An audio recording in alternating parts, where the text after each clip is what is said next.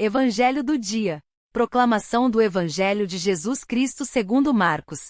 Naquele tempo, tendo Jesus e seus discípulos acabado de atravessar o mar da Galileia, chegaram a Genezaré e amarraram a barca. Logo que desceram da barca, as pessoas imediatamente reconheceram Jesus.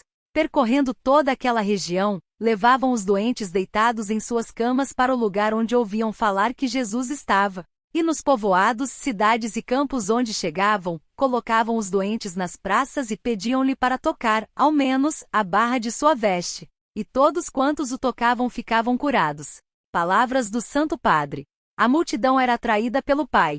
Era o Pai que atrai as pessoas a Jesus a tal ponto que Jesus não ficava indiferente, como um mestre estático que dizia as suas palavras e depois lavava as mãos. Não.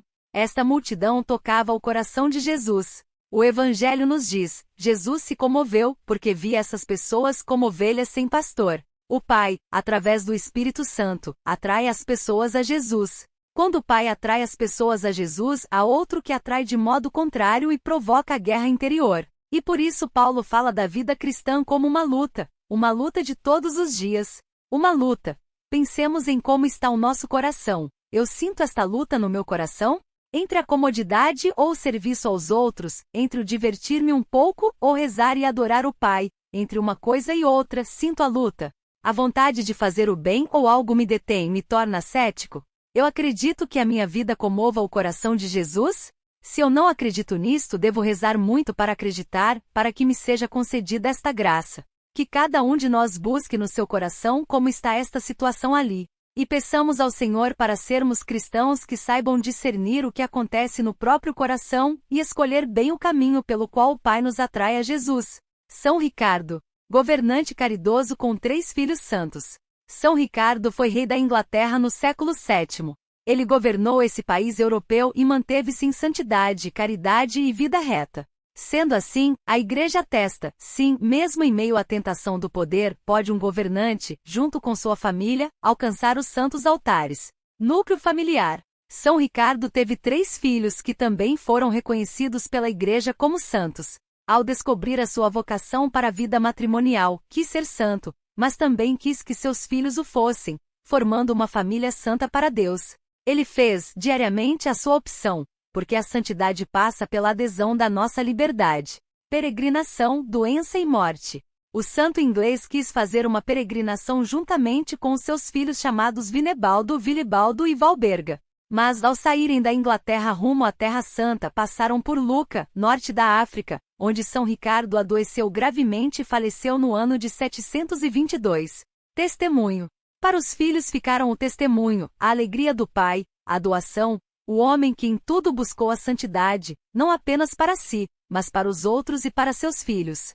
São Bonifácio, parente muito próximo, convocou os 3 filhos de São Ricardo para a evangelização na Germânia. Valberga tornou-se abadesa, Vilibaldo foi sagrado bispo e Vinebaldo fundou um mosteiro. Todos eles, como pai, viveram a santidade. Nobreza interior. De família nobre viveu uma nobreza interior, que precisa ser a de todos os cristãos. Depois do seu reinado, São Ricardo abdicou a coroa e distribuiu esmolas. Os frutos mais próximos que podemos perceber na vida deste santo são seus filhos que, assim como o pai, também foram santos. Ele quis ser santo e batalhou para tal, por isso, assim como nosso Senhor Jesus Cristo foi, é e continuará sendo, sejamos santos. Minha oração. Se você é pai ou mãe, ouse rezar assim. Senhor Jesus, pela intercessão de São Ricardo, eu te suplico. Conserva-me no caminho de santidade, a ponto de que meus filhos também sejam um dia acolhidos no céu, santos e irrepreensíveis. Amém. São Ricardo, rogai por nós. Santo Papa Pio IX. Abençoado Pio IX, Basílica de São Paulo. Os inimigos de Deus desaparecem, um por um, e a Igreja permanece. Passaremos por tribulações, mas jamais vencidos. Joãozinho Bondoso assim era chamado quando criança, em Senegália, província de Ancona, onde nasceu. Era vivaz e gostava de brincar, como todas as crianças. No entanto, nas tardes de sexta-feira, reunia jovens e adultos na praça, ao redor do crucifixo, aos quais falava sobre o Evangelho. Começou a sua educação com os padres esculápios. Frequentavam com assiduidade a confissão e a Eucaristia até quando, aos 17 anos, decidiu se tornar padre. Assim, transferiu-se para Roma, onde estudou no Colégio Romano. Simplesmente padre. Assim era definido pelo seu irmão Gabriel, porque Giovanni Maria se sentia como tal, não obstante a sua nomeação como arcebispo, a imposição do chapéu cardinalício e eleição como sucessor de Pedro. Com efeito, era simplesmente um padre, um pastor que queria ganhar tantas almas para Jesus e queria se tornar santo. Foi ordenado sacerdote em 1819 e, aos 35 anos, foi nomeado bispo de Spoleto. Depois, transferindo-se para Imola em 1840, foi criado cardeal e, em 1846, eleito sucessor de Gregório XVI, com o nome de Pio IX. Pontificado de Pio IX. Durante seu longo pontificado, Pio IX governou a Igreja em um período de grandes revoltas políticas na Itália.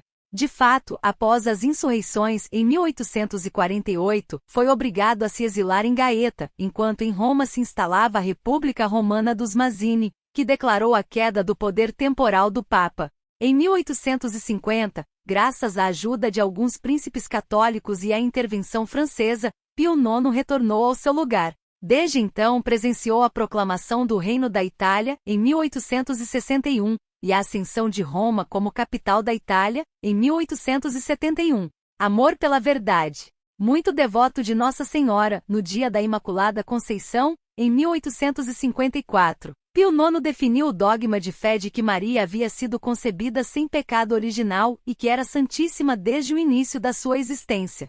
No dia 8 de dezembro de 1869, sob a proteção da Imaculada Conceição, inaugurou o Concílio Ecumênico Vaticano I, que reuniu bispos de todas as partes do mundo em Roma. Em 1870, com a Constituição Pastor Aeternus, Pio IX estabeleceu o dogma da infalibilidade do Papa, enquanto ensina ex-cátedra, como mestre da fé e da vida cristã, com a devida autoridade concedida por Cristo. O Papa faleceu em 1878 e foi beatificado por São João Paulo II no ano 2000, durante o Grande Jubileu. Em uma época de fortes contrastes políticos e grandes incertezas, Pio IX entoava sempre esta oração, que por ele chamada contra o erro.